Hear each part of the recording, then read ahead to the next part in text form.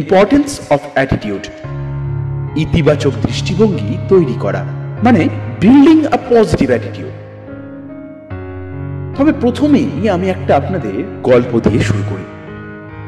একজন লোক মেলায় লাল, নীল, সবুজ, হলুদ ইত্যাদি অনেক রঙের বেলুন বিক্রি করে জীবিকা নির্বাহ করত।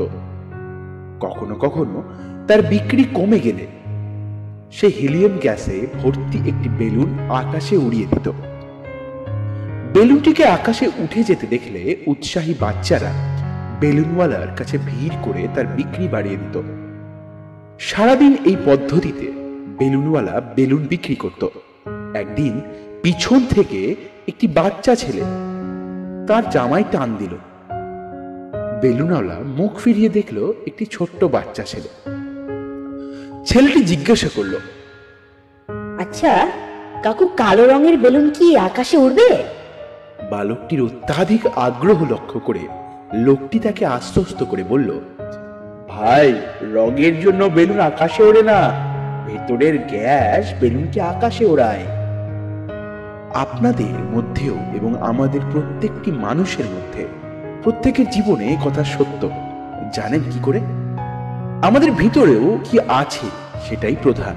অর্থাৎ আমাদের ভেতরেও এইরকমই এক ধরনের গ্যাস আছে, যা অনেকটা হিলিয়াম গ্যাসের মতো, কিন্তু আমরা সেটা শুনতেই বা দেখতেই পাই না। যে জিনিসটা আমাদেরকে উড়িয়ে নিয়ে যেতে পারবে, আমাদের ভিতরে যে জিনিসটা আমাদের ওপরে উঠতে সাহায্য করে, তা হলো আমাদের মানসিকতা। আপনারা কি কখনো চিন্তা করে দেখেছেন কোনো কোনো ব্যক্তি, সংস্থা বা দেশ অন্যদের তুলনায় বেশি সফল? এর মধ্যে কোনো গূঢ় রহস্য নেই। সফল ব্যক্তিরা একটি নির্দিষ্ট ও কাঙ্ক্ষিত ফললাভের জন্য চিন্তা ও কাজ করেন।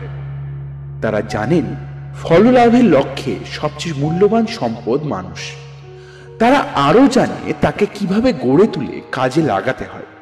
আমার বিশ্বাস যে কর্মীর গুণমানের ওপর যে কোনো ব্যক্তি, সংস্থা বা দেশের সাফল্য নির্ভর করে। আমি বিশ্বের প্রধান সংস্থাগুলিতে নিযুক্ত উচ্চ আধিকারিকদের সঙ্গে কথাবার্তার সময় সবাইকে একটা প্রশ্ন করেছি, যদি আপনাকে একটি জাদুদণ্ড দেওয়া হয় এবং বলা হয় যে ব্যবসায় উৎপাদনশীলতা ও লাভ বাড়াবার জন্য আপনি যে জিনিসটির পরিবর্তন চান, সেই জিনিসটি কি? উত্তরে তারা সবাই এক বাক্যে বলেছেন যে সংস্থায় কর্মরত ব্যক্তিদের মনোভাব যদি উন্নততর হয়, তবে তারা সম্মিলিতভাবে কাজ করতে সক্ষম হবে।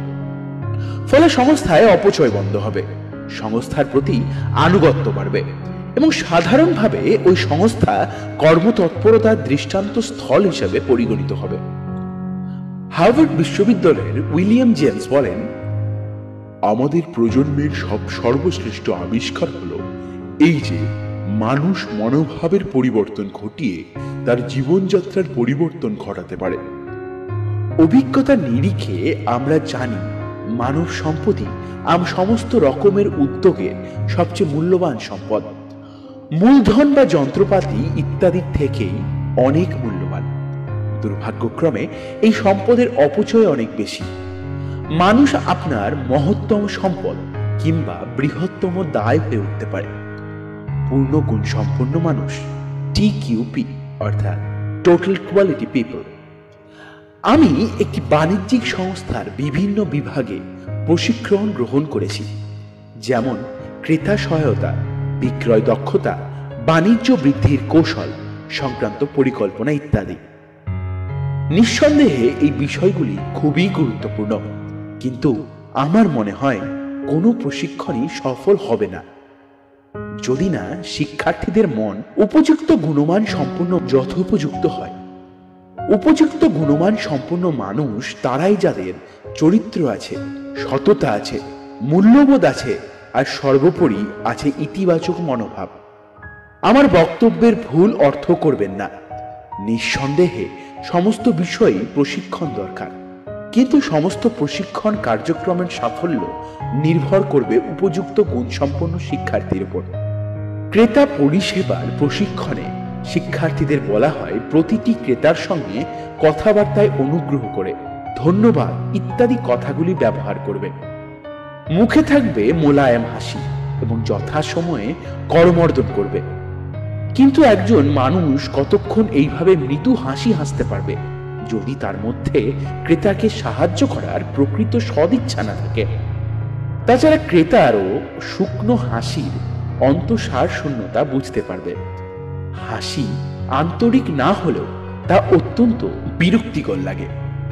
আসল কথা হচ্ছে, বাইরের অবয়বের থেকে অন্তর্নিহিত বস্তু অনেক বেশি গুরুত্বপূর্ণ।